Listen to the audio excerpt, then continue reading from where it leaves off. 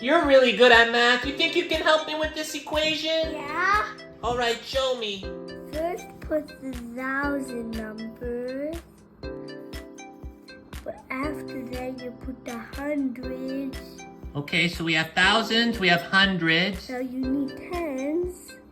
Tens. Ones.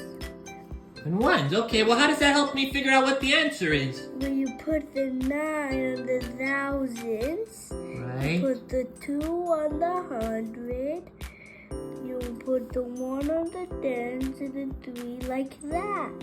Oh, okay, well I get that part, but then what?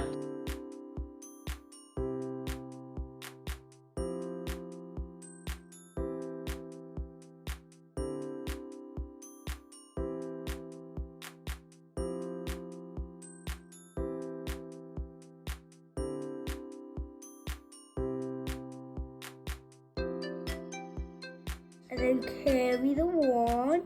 1 plus 9 is 10.